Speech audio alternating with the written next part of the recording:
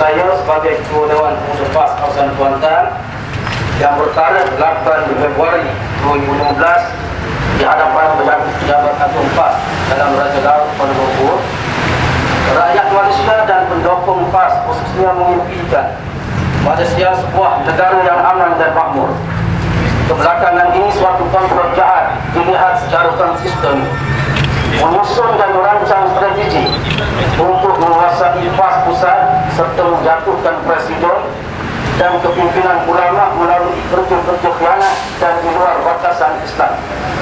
Antaranya ialah menanamkan kebencian di kalangan ahli PAS dan masyarakat umum terhadap Tuan Guru Presiden dan kepimpinan ulama. Kedua, memfitnah pemimpin-pemimpin yang dilihat bersama dengan Tuan Guru Presiden seperti Struktur Agung PAS dan ahli keluarga Tuan Guru Presiden.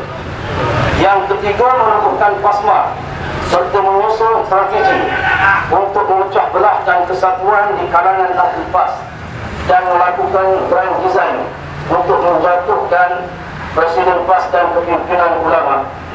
Mensabotaj, yang keempat, mensabotaj setiap keputusan yang dibuat oleh Presiden PAS dan Majlis Syura Ulama yang dilihat tidak selari dengan kehendak pihak-pihak tertentu di dalam Pakatan Rakyat. Oleh itu, Dewan Pemuda PAS Kawasan Kuantan merasakan ahli-ahli PAS perlu disedarkan tentang kewujudan komplot jahat untuk menjatuhkan Presiden dan kepimpinan ulama. Seterusnya menguasai PAS. Dewan Pemuda PAS Kawasan Kuantan juga mendesak supaya mereka yang terlibat dengan komplot jahat ini supaya meletakkan kesemua jawatan dalam parti.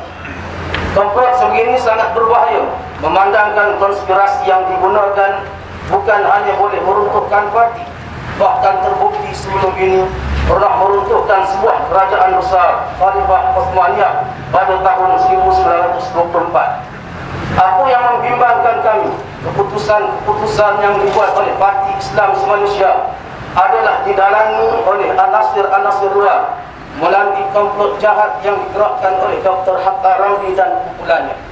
Kebimbangan ini adalah berdasarkan kepada bukti yang kami perolehi yang menyatakan bahawa komplot ini menguasai lebih separuh daripada jumlah ahli jawatan kuasa PAS pusat, sehingga berupaya mensabotaj keputusan parti, menjadikan Presiden sebagai boneka, dan segala keputusan parti adalah dicaturkan oleh komplot ini. Dewan Pemuda PAS Kawasan Kuantan menyedari dakwaan Raja Petra Kamarudin melalui Malaysia Today bahawa DAP telah menyuntik dana sebanyak 1.5 juta kepada PASMA untuk menjatuhkan Presiden PAS.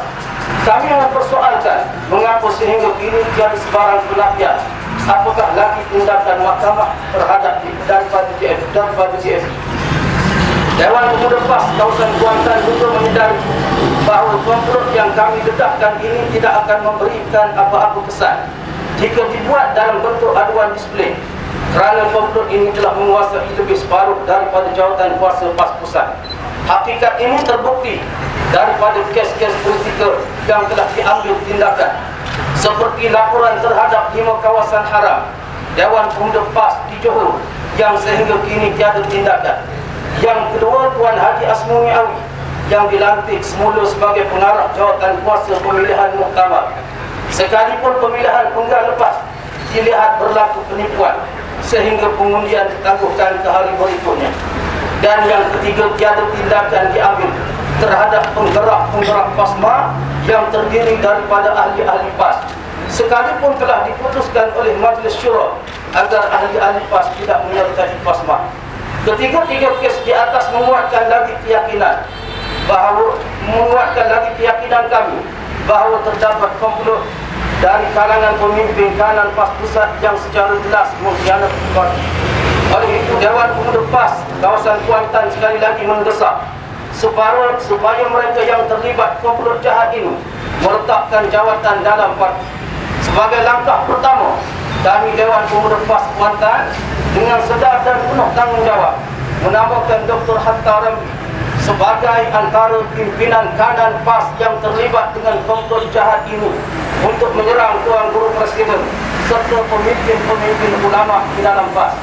Kami dengan ini beradu janji untuk membuat pendedahan demi pendedahan mengikut keperluan semasa, selagi mana para pengkhianat yang masih berada di dalam silang manusia PAS tidak meletakkan jawatan bagi memastikan jati diri PAS dikembalikan. Di sini kami lampirkan bukti-bukti berkenaan dakwaan di atas dalam bentuk akuan berkanun beserta ekshibit, cetakan paparan skrin, telefon daripada perbincangan aplikasi WhatsApp, kumpulan yang menerima arahan daripada Dr. Hattarami. Dewan Pemuda PAS Kuantan dengan ini menegaskan bahawa kami menyedari dan memahami bahawa membuat akuan palsu atau menggunakan akuan palsu adalah suatu jenayah di sisi undang-undang yang boleh dihukum penjara dan boleh didenda. Di atas kesedaran ini, Dewan Pemuda PAS Kuantan yakin dan percaya bahawa cetakan paparan skrin, print screen, telefon daripada perbincangan aplikasi WhatsApp gerakan ini adalah benar.